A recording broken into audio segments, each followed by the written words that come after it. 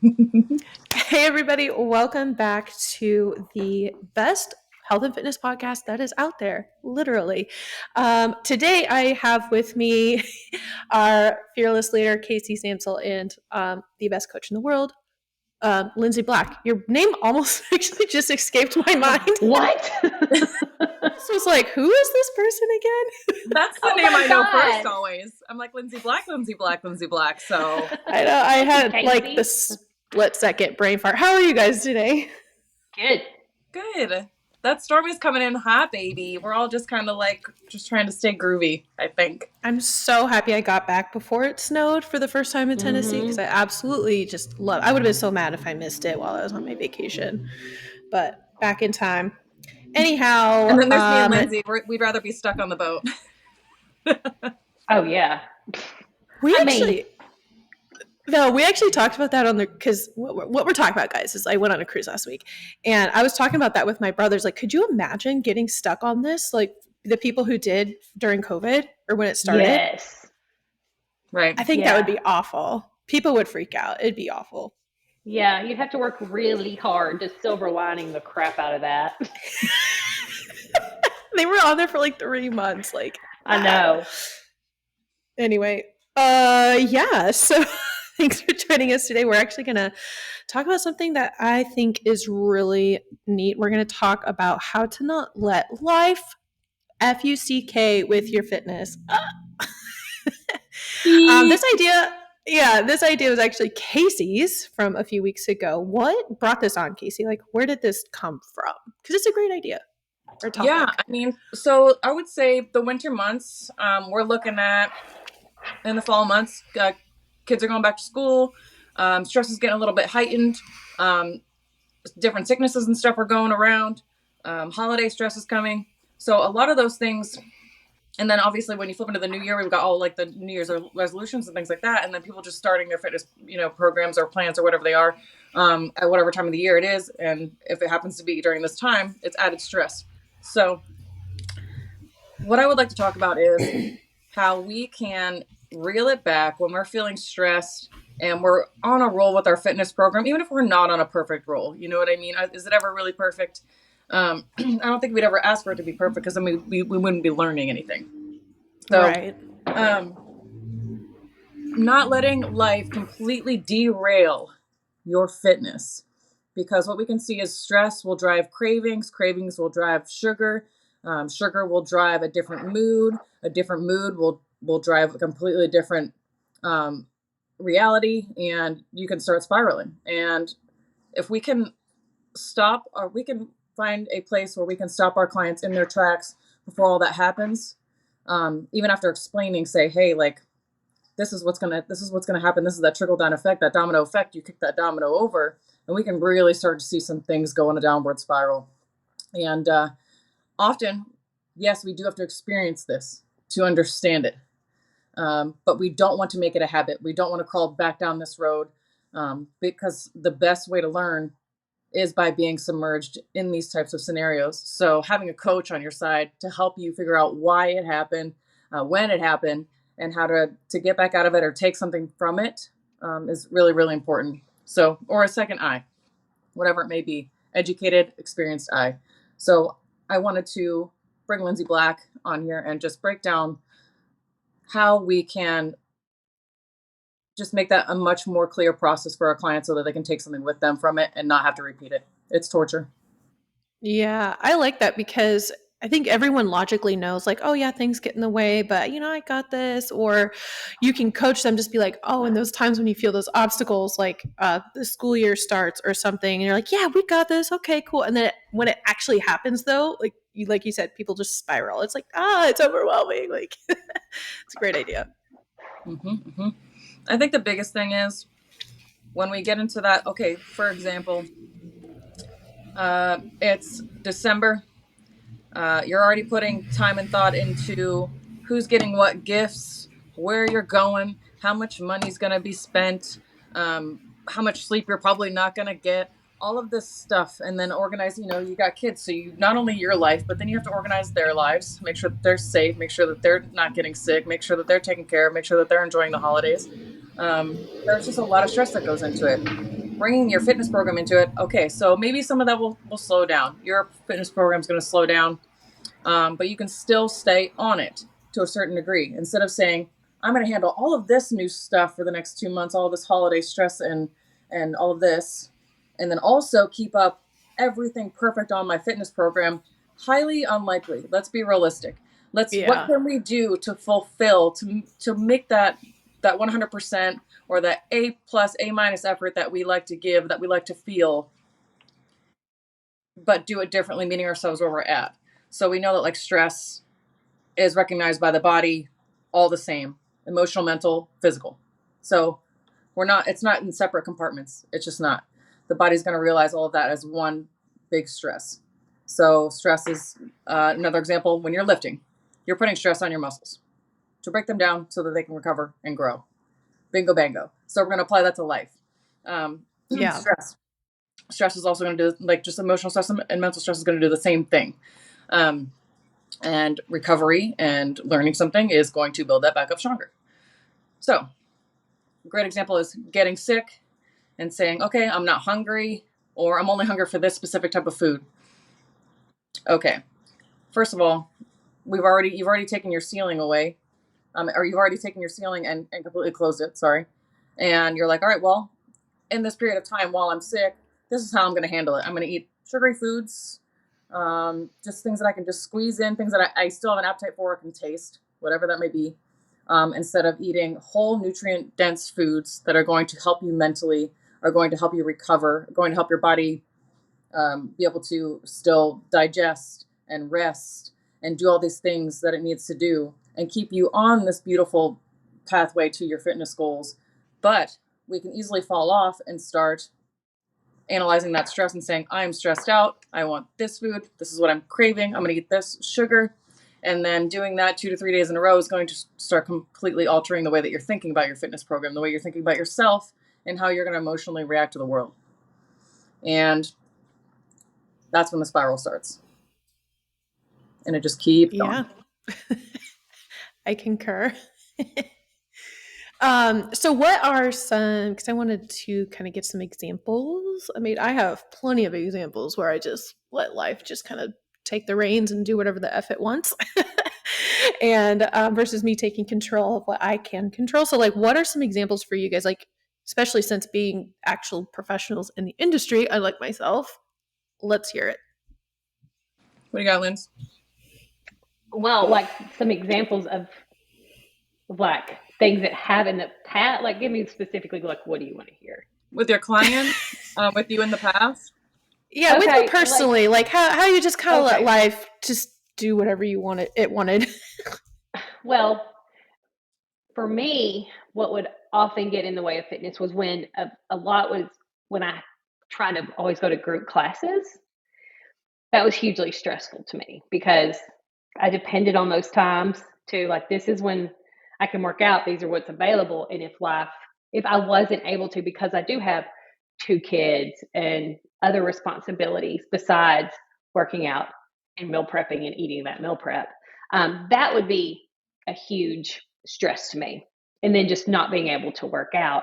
And again, just honestly, just kids in general, it can be everything from class parties, assemblies, traveling for sports, a sick kid at home, and you can't leave the house. Especially I think most women are probably the default parent to, if a child gets sick or whatever, it's mostly on them to figure it out, right? It's just like Yeah. you just got to figure everything out with this little, extra kind of wrench thrown into your already, very finely tuned system. It's like, this happens, this happens, this happens, this happens. Stop. What are you going to do? And so for me, it is about a day to day thing and looking at my day of, just like today, like, this is what I thought was going to happen today. And now this is actually what's going on today. And you just have to be completely realistic and not make emotional decisions of, oh, well, now this has happened to me today and I can't do anything. So we'll just start over tomorrow. Like, no. It's more like just like bringing yourself to a kind of like outside of your feelings and emotions and just saying, this is what my time looks like today. So instead of this time for my workout, now I need to do it in between these two things. It's going to be tight but doable. And just kind of letting other things that feel time sensitive and what I had planned on doing today, letting those things be the things that are like, I hope those still happen. I hope my sheets still get washed today. But what's more important is for me to get that workout in, right? And there are different types of stress, but sometimes, like the kind of work stress that working out gives you is different from the stress of being stuck in traffic, right? Stress is not all the same psychologically or physiologically, and B, it's not necessarily a bad thing. It should stress you out to constantly skip your workouts. That's not a good thing. You need to figure out a way to get the good kind of stress from doing your workouts so that you don't get the bad kind of stress from knowing you are not doing the things that are necessary to hit your goals. And a lot of it, when people start really spiraling, is letting emotions drive the car instead of facts. The fact is that I couldn't work out when I thought I was going to this morning and have the rest of the day to do a podcast, do laundry, and do my group coaching. The fact is, I can still get it done. My emotion was, I'm not going to work out or do anything else. I'm just going to have to do this and this, and then help my mom, and then get the kids lined up. And that is not true, right? I am frustrated, but that doesn't mean I can't get my workout in. And if you keep doing the same things and reacting the same way that you always have, you will stay in that place of frustration, right? It goes always back to the easy choice that's right in front of my face is, well, I'm not working out today because I freaking don't have time now. That's the easy choice, and it's going to make things harder for me later because I will also be off of what my plan, and then that's going to bleed into tomorrow and the next day of me being off plan. The harder choice is not letting emotion drive the car, looking at my time, making a good decision, and then my next week is going to be a lot easier because of that one decision that I made that feels hard right now. Yeah, that's such a good example. Like you had a literally 2-day example. Yeah. And I do too, because I constantly have to check myself and just being like, am I emotional about this? Because today is another good example. I just started my period and like I just want to walk around like a shrimp all day because or just lay down. But I'm just like, I know I feel emotional. I just have to check and be like, I know these cramps will be over in like 2 hours and I'll feel just fine. I can do this like at this time, So definitely have to be real with myself. Make that like, is the decision that I'm about to make, is it going to make things better or worse? Yeah, like right? the aftermath. Like I just like, well, I know I'm gonna regret this later. I'm gonna feel shameful that I didn't do it when I knew I could have, Mm-hmm. I don't like that. But yeah, Casey, how about you? Because you've been like obviously in this world for a hell of a lot longer than us. So I'm kind of curious how that life has affected you whilst being a professional for such a long time. Mm-hmm. Yeah. I didn't get to where I am and where my discipline like lies in contest prep or things like that in my bodybuilding career. I didn't get to that point without having experienced all of these emotions and going down and analyzing them and actually looking like, oh, am I helping myself? Am I grabbing my own hand and pulling myself out of the barrel, the bottom of it, or am I just closing the lid and saying, oh, I can't do it today. I'm just not feeling it, or and yeah, of course, like those moments they come with shame. They come with all of that stuff. You really don't feel great, but sometimes feeling those things, feeling those raw emotions, really makes you understand how badly you do want it. So If we're talking about like, all right, let's talk about the bottom of the barrel being that dark place where we're just like, you know what? I'm going to give up. I can't do it. I've been here before. And no matter how hard I try to take one choice and just stop the loop, I can't do it. Okay. But now let's take 1 second and say, hey, if I just make one simple mindset shift, even though I do not want to, doesn't matter. Like, just do it if you don't want to. Push yourself into that territory of the unknown. Beg yourself to ask the question, what happens here? So it's literally like taking you're seeing yourself going in these circles all the time. All right, I do this and that means this, and I do this and that means this, and then I give up. All right, all right, so now we're at that second point in that circle and we're about to give up.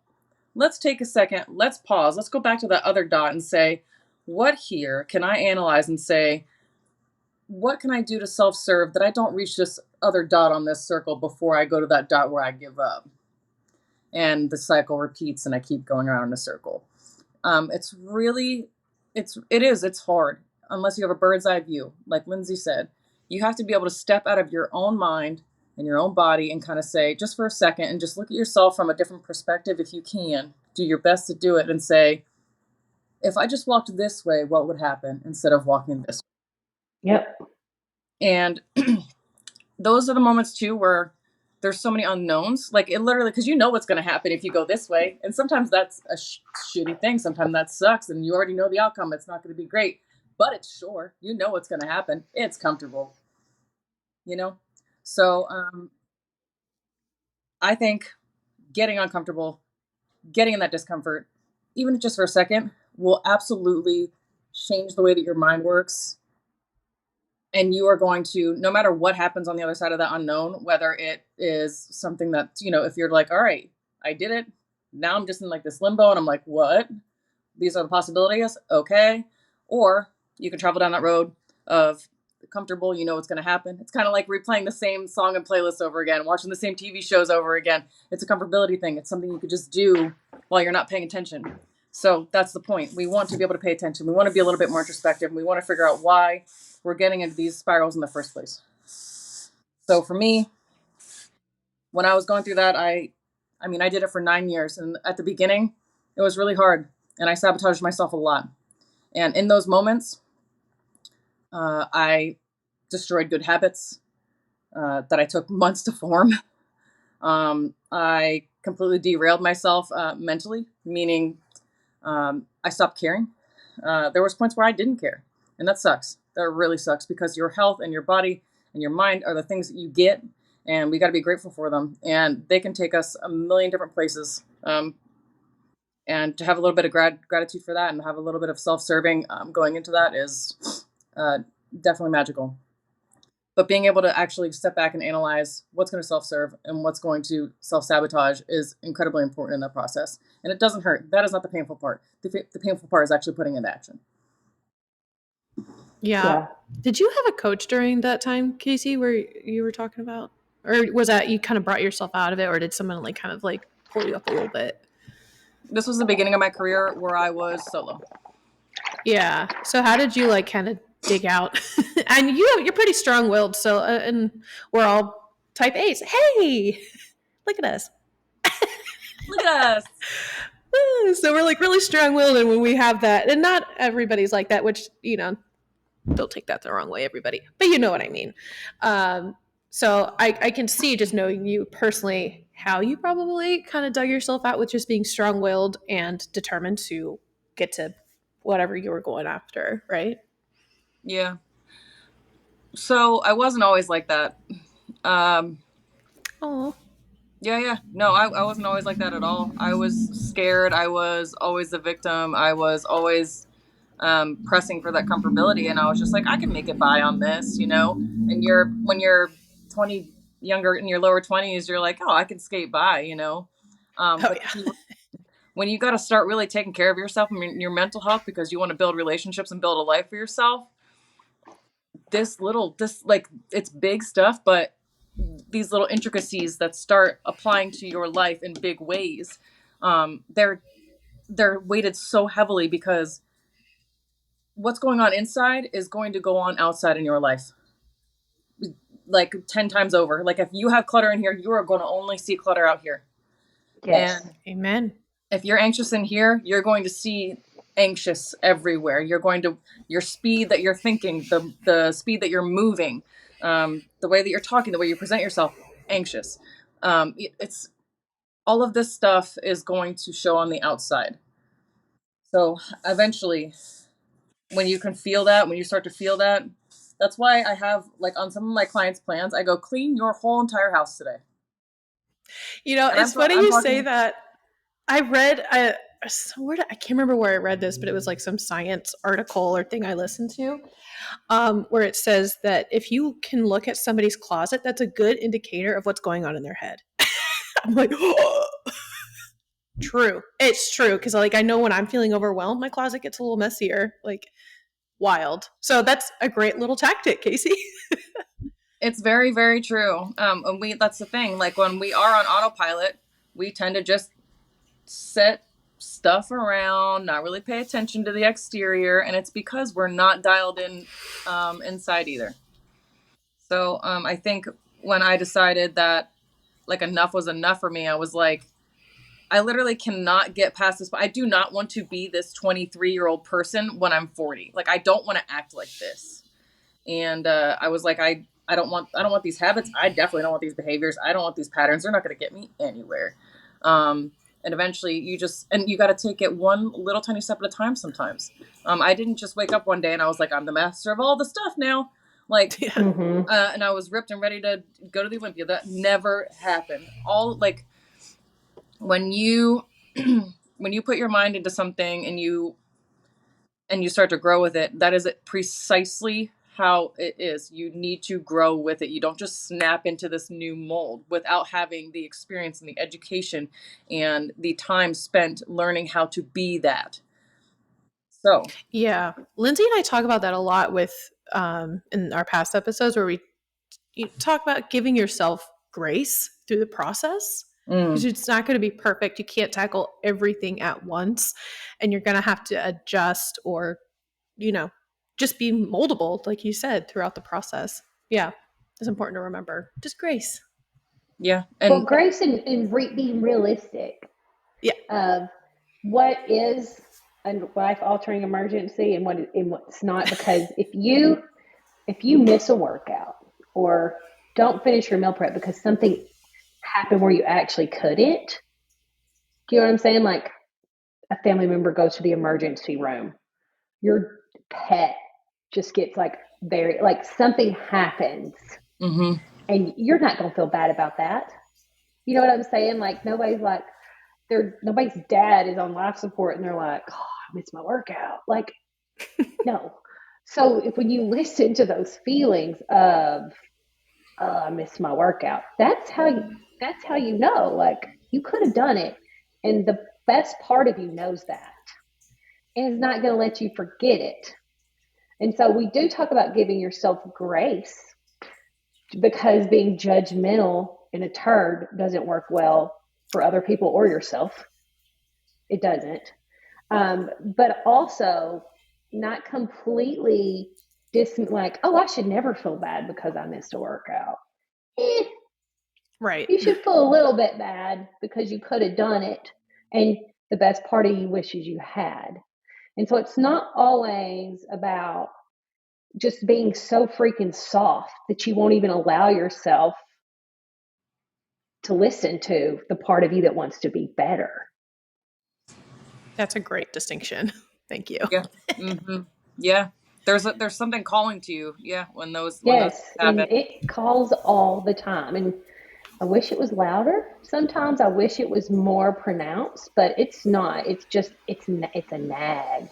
The best part of you is just a little freaking nag, a little worm in your brain that never shuts up until you realize it, until you make that the forefront of you. And then then you just feel like kind of peaceful. You know what I'm saying? You don't feel that constant little like, you still suck a little bit today. Like you just didn't. You could have, you should have, and you just didn't again.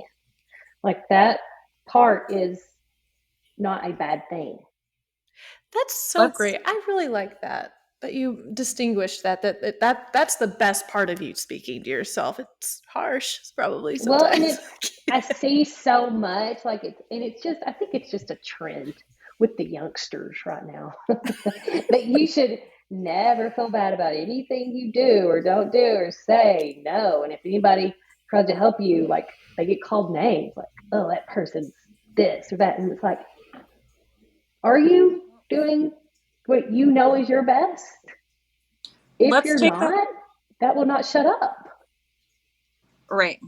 And then that just feels like misalignment, and then that misalignment just feels awful in all aspects of It life. feels, yes, that's exactly what it is. When you are not performing to the best of your abilities, it's never going to leave you alone.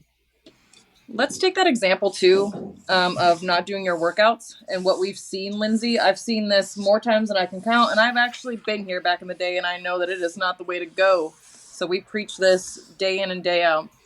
All right, you're supposed to get your workout in that day. You didn't.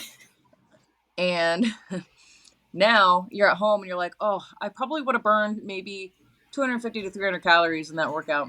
So I'll bring my calories down by 300. Okay. Oh, Two things wrong there. yes, now you have doubled up. Okay. So not only are you going to probably be more hungry tomorrow, okay, Yep. you're also opening the door for cravings late at night. And then again, you're teaching yourself to essentially punish yourself for not going to the gym, thinking that that is going to cancel it out. When in reality, you are just furthering these self-sabotaging habits.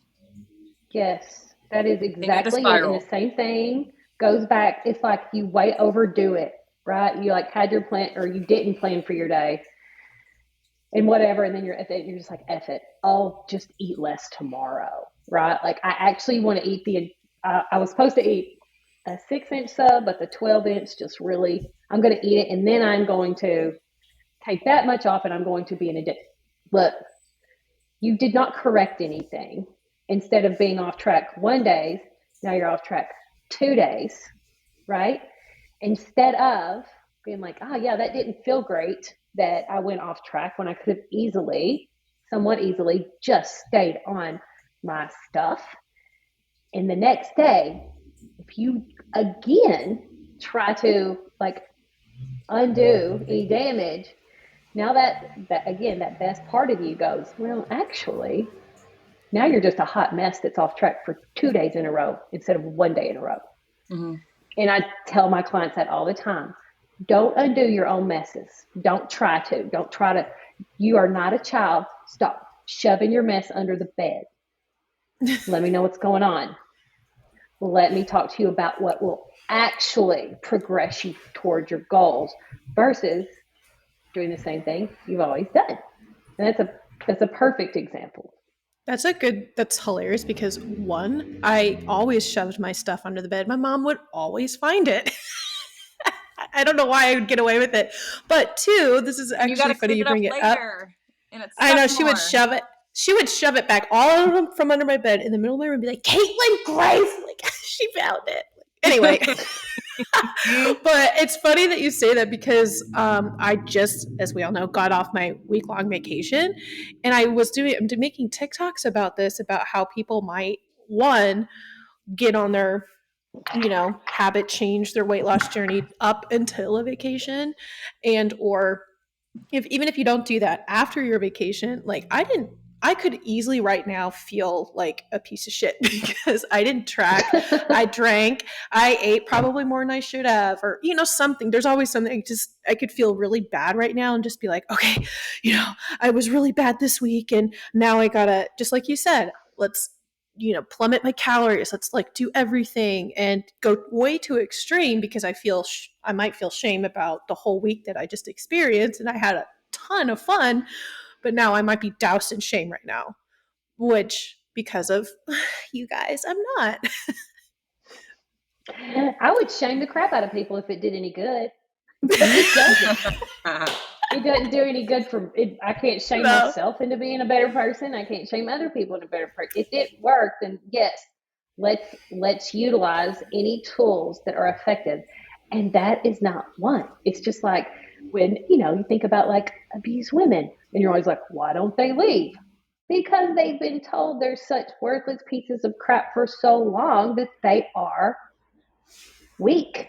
They are immobile. They can't move. They're stuck. And the same thing happens when we douse ourselves in shame and you did it again. You can't do this. And we, you know, not only added another check mark to the box that goes, this is who you are, you'll never change. Well, you proved that right again. Now we are beating ourselves up and it doesn't work. It makes you feel like, yeah, that is correct. I actually can't change. I am a piece of trash and I belong in this bin. But when you look back at it and you again can't, that's emotion driving and it will drive you straight to hell. So you got to look at what could I done and notice that. Tell whoever's driving by I think they're really cool. Sorry. But Yeah. you have to say, you know what, now I have these tools. I did go back to whatever. I skipped a workout. I went way over my macros. I told myself I'll start again tomorrow. This is something I've done in the past, but now I recognize it. I see that this is a pattern. This had to happen. I had to get in this uncomfortable situation. And now I know I have these tools to say, this is what I could have done different.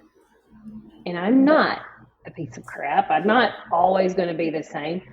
I'm ready to change right now, and this is how I'm going to do differently today. I'm going to hit the gym, and I'm not going to do extra cardio. I'm going to do exactly what I'm supposed to do. I'm going to do my workout, and I'm just going to hit my macros. I'm going to eat my carbs, and I'm going to eat my fats, and I'm going to check off a box in the category of success. I'm different now because I recognized what my patterns are. This is necessary. This has to happen. If we never are in a place to recognize what was holding us back, we literally can't change. Yeah, that self-talk is really important. Caitlin, I have a question for you. You Wait, me? said Who did you say, Lindsay or Caitlin? You cut off. Caitlin. Oh, okay. What? So you did just go on a cruise Yeah. for a week, indulged probably, relaxed a lot. Okay. So can you explain a little bit about that experience? Like give a little bit more detail into how you like mentally went into that, mentally came out and what you're doing right now to be in a good mental place to get back rolling. Yeah. Thanks for asking, Casey. And I never get asked questions. This is nice. I'm just kidding. Yeah. So going into it, I knew I'd probably overindulge. Like to be honest, that's just kind of where I'm at right now. But there were days I did good. There were days that I could have reeled it back in a little bit. It helped also that one, I was on a cruise ship, so I got a crap ton of steps. That made me feel really good. I was like, not too much guilt floating around here, but yeah. So getting out of it, uh, I don't feel the shame or anything like that. Like, I know, like, hey, Mark and I talked about doing a sober February just because. And he's always like, I feel like shit. Well, I was like, well, let's do a sober February, like it's the shortest month of the year. And so I just get back on the horse. I talked about it in a video I did yesterday about how instead of just, cutting my calories or doing all this extra stuff that's not on my plan, I get back on the plan. I drink my water. There were days where I was on my vacation that I did really good with my water. I had my extra protein powder with me, and there was like 2 or 3 days that I didn't. I messed up on my water or something. And so getting back here, this is my first full day. Thank God. We did not fly in today. I wanted Sunday to get everything like back on track before the week. I have a lot of work to catch Yeah. up on. So today is like all right, let's do the reset, get back into my everyday routine that I've been doing for the past 3 years. So does that kind of answer the question? Yeah. Yeah. So Yeah. I Okay. think let's talk about so you said you didn't experience any shame or guilt. But Eh, we can, Yeah, I yeah, mean, there's things where I'm just like, yeah, you could have done better, like being hard on myself type of stuff. So it's not necessarily like self sabotaging shame. There's a right, big right. difference. Yeah, yeah, yeah. Yeah. There's like that point where you're like, you know what? I've been incredibly diligent, and I know that I have been in a place where I can my mindset is that's solid now because I've been doing this for so long. My habits and behaviors and patterns have proven me right time and time again. I've worked really hard on them. They're ingrained and encrypted in my DNA at this point. So for you to actually be able to say like I overindulged. I don't know if you've overindulged. I think that you probably had some like very accurate I think people think overindulge because I binging, overindulging, over and eating and stuff like that, they're all completely different things. So Yes. um overindulging is very like um I'm in this present moment. I'm going to eat this chocolate cake and drink a martini with it because it's lighting my soul on fire. It's a celebration of all of my hard work. It's a celebration of being able to be present with my family, whatever that might be. And then, and if we have any sort of shame or guilt about that, we can start to work through those feelings and know that tomorrow's a new day and know that I'm still on vacation and yet I can still enjoy myself. Now, when you get back, and if you're feeling that big epitome, that big drop, that big just gut, like heavy feeling, like, shoot, Post vacation blues also, like I'm not on the beach anymore. Like right. Like I messed up. Like I am yeah. fatter now. I don't feel good about myself. My tone has changed. My attitude's changed. Now I'm just going to go hammer the gym the next week and just try to burn all the calories I can and erase that week. Okay. So we've seen that time and time and time again, or we've had clients, reach out and say like, what do I do now? I feel like I just went too ham. I'm 5 pounds over my scale. I don't know what to do. All my hard work is gone. And then they start to spiral. Okay. So I guess my next question for you is with those light hints of like shame and guilt, maybe from maybe eating a little bit more sugar than you're used to, or drinking a little bit more alcohol than you're used to, and getting a little less movement than you're used to in the actual gym under the weights. What do you expect mentally and physically over the next week will happen to your body and your mindset, knowing who you are, your habits, behaviors, and patterns? What do you expect to happen in the next week or so, coming back and Well, getting back into your routine? yeah, And I what would. expectations do I you have for yourself?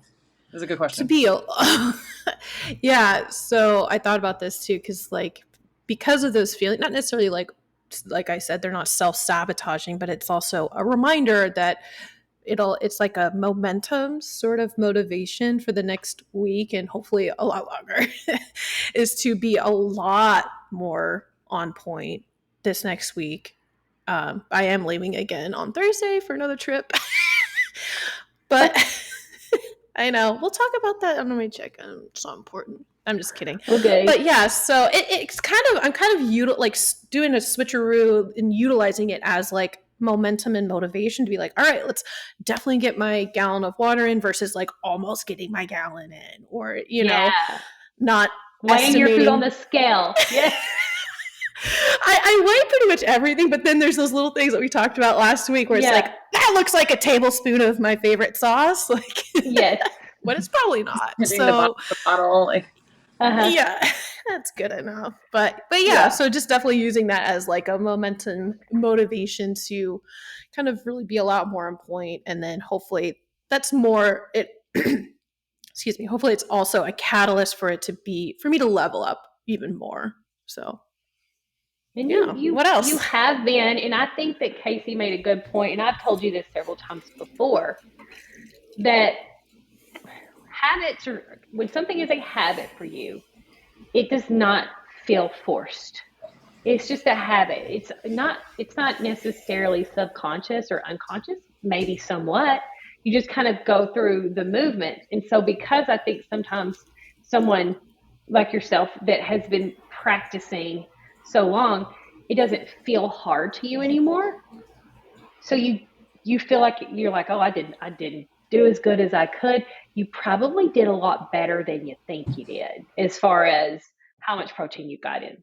Maybe even things Yeah. like how you estimated portion sizes. Maybe total calories are better than you think they are. You know what I'm saying? Like, I hope so, because we it, got that drink package. And did you? yeah.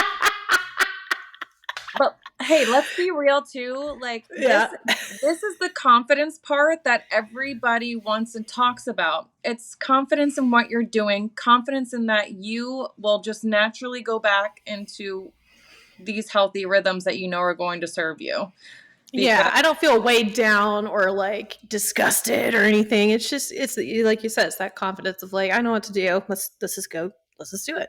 right. And like Casey mentioned earlier too, I think what is often not given enough weight in coming back from a vacation or being off track for whatever reason. If part of that off track was because of more consumption of processed high sugar, high fat foods, foods, that you literally did not, you ate restaurant food for an entire week. Yeah. Okay. So you ate that, more alcohol, probably more desserts and things. We have to be cognizant enough to say, also, those foods affect my overall mood, just cognition in general. So how I'm feeling right now is somewhat affected by those dirtier foods and drinks. And I have to know that. I have to know that maybe these feelings of anxiety, hopelessness, mild depression. It's, Mm-hmm. I know you're not having that, but people do. They come back feeling Yeah. pretty low. And a healthy chunk of that is an effect from the foods and the drinks that we already feel guilty for consuming. So they have that's the, they have that psychological and physiological A double double whammy. effect on us. Yeah. And so as you get back on track, you will start feeling mentally and physically better. It takes a Yeah. little bit of time. Just takes a little bit of time. All the more reason, right? To get Well, back on and track. just yeah, like that food's fun, but it's not what works best for your body. And it's great to be on a cruise ship where that stuff should stay. And that's what's important. You're on a cruise. You're not having chocolate cake and martinis every day at your house, Yeah. which is where you are most of the time. Yeah.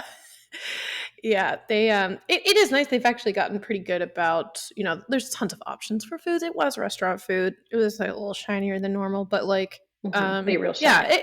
it was easier to kind of be more mindful, if you will. Yeah, Because they had I like an agree with omelet that. station. Like it was And they great. have just like chicken and rice. They have Yeah. options where you can usually pick and choose. Like, well, I know for dinner it's a sit down meal, and they bring you, what you order. So I'm going to blah blah blah. But for what works for me, and I think what would work for a whole lot of people are like, look out, and we're like, this week is going to be nuts. Like I could look out at this week and go, ugh, like there's, we're in this red thing of weather, and we're supposed to fly out Tuesday, and I'm in contest prep, Ugh, and yeah. okay, but here's what matters is it's like my Lindsey focus session every single morning, 7 days a week. Of are my goals the same? Do I have the same goals? Yes, I do. I have the same goals. What do I need to do today? Just today to get this done. I need to hit my macros. I got to do my 10,000 chest presses workout, Casey. And I did not have cardio. And I need to, do a couple things around the house. And then you look at what your day consists of, time blocks. When are these things going to happen? And I won't think about Monday till tomorrow, like at all. And when my mind starts skirting off to the side of like, oh God, here comes. No, tomorrow.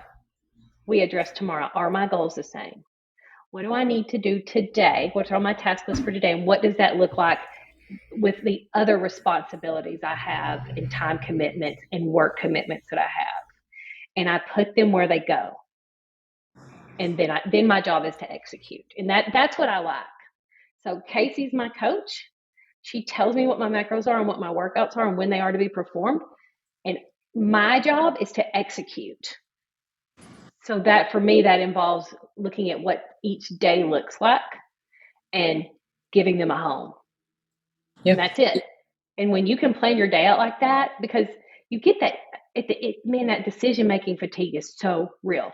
If you think about like if all day long you just did bicep curls on your right arm, that muscle is going to fatigue out. And that's what decision making all day.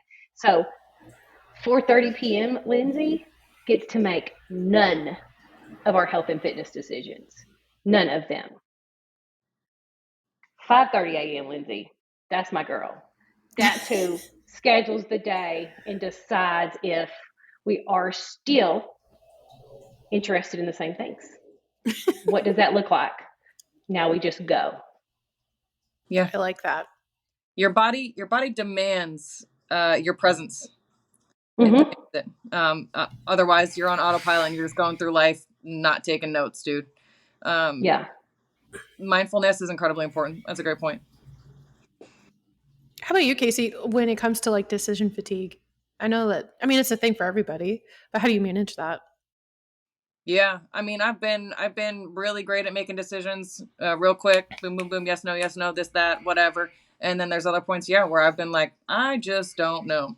And yes, you can definitely get maxed out and exhausted on like, where do I want to exert this energy? And then it begs the question, like, do I have this energy? Things like that. And then you go back and you're like, why, where is this contemplation coming from? What am I resisting? What am I procrastinating on? And then it begs the question, what am I scared of? Yeah. Yes. I have that conversation with myself probably every other day. Or what am I protecting myself from? Whatever that might be. Yep. So then when you peeling back realize those that you're layers. protecting yourself from yourself, you're like, that seems stupid. So yeah.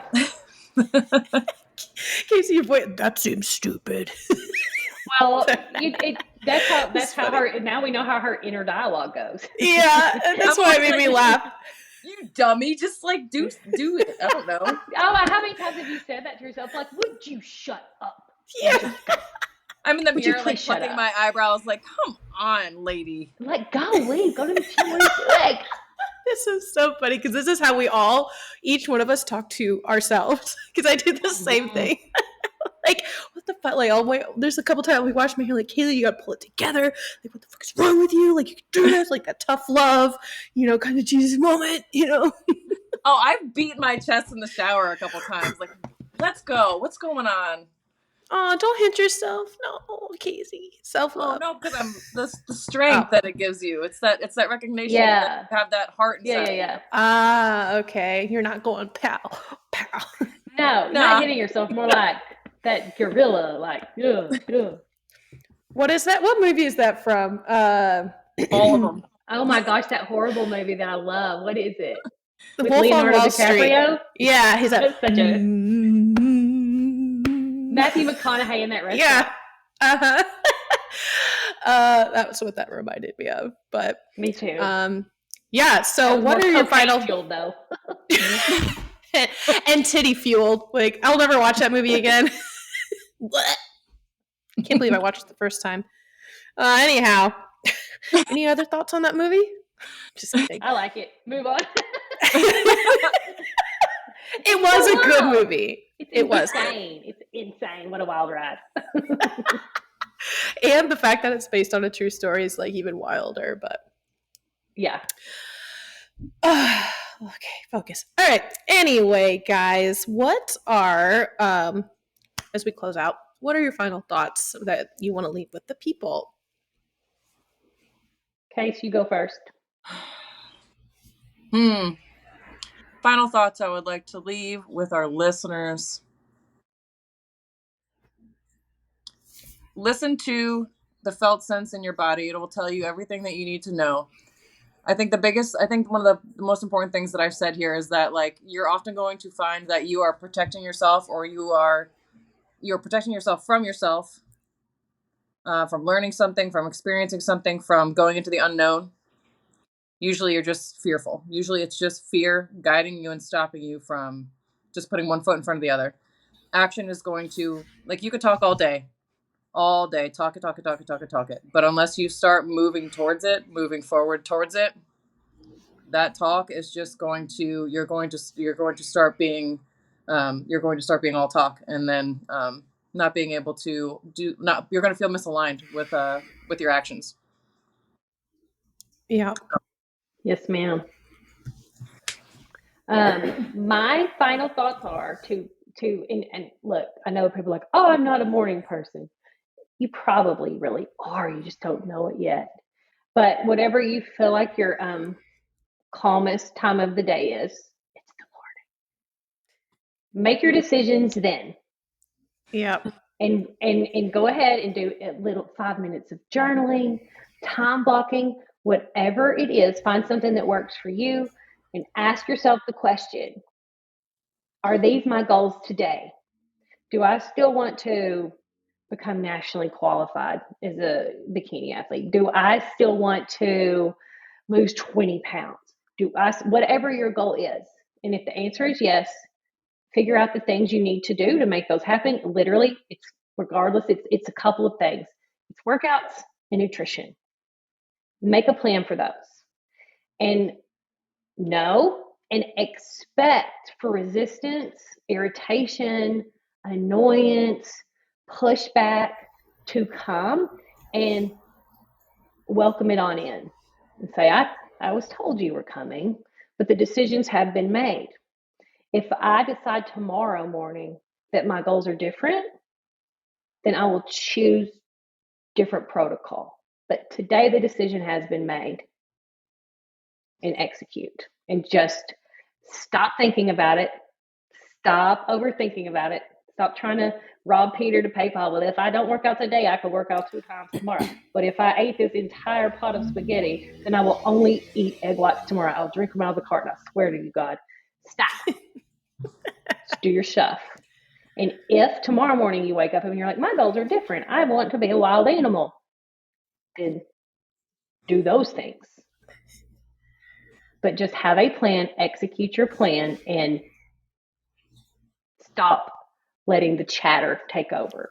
I always love it when you talk about expecting resistance, because that also helps you like have proper expectations for when like, okay, I'm going to expect to like, I was actually thinking about this today. Mark and I went to the grocery store this morning, and we're in Tennessee. It doesn't snow a lot. And if we know it's going to snow, guess what those grocery stores are going to be like? Day of or day before.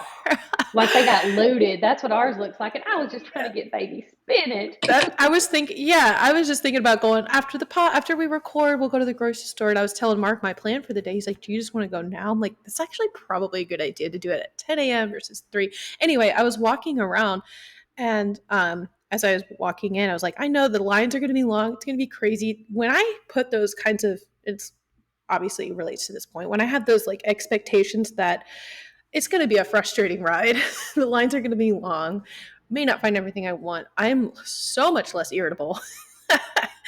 Yeah, then if you just thought you're going to a regular grocery store and we're like, yeah, so it just blows my mind when people are rude and mean and short-tempered. And so it's the same thing just applies that like, I know this week Kaylin, you can be perfect this week after vacation. I'm probably going to experience some, no, I'll just have a glass of wine. You know, it's not that big of a deal.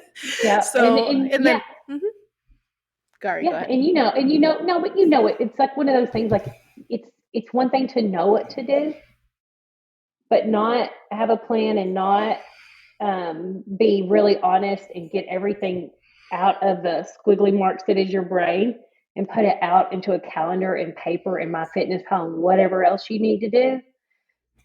Like getting those ideas into the real world, and now we have plans. Ideas get thought about and plans get executed. So just having it out there, just having it out of that messy, for me, my messy head, having it out of there and onto something else is huge. I think that's like a great like final like tip for everybody, is that when you feel yourself spiraling, that's the key or the your clue to stop what you're doing and do exactly what you said. What, Casey? Here's Casey's. These are the things I need to do today. They're on my Post-it note. And Yep. then for the next couple weeks, I have my calendar up there with all my stuff on it. Yeah. Yeah. That's There you go. like, it takes 2 seconds to set yourself up for the day.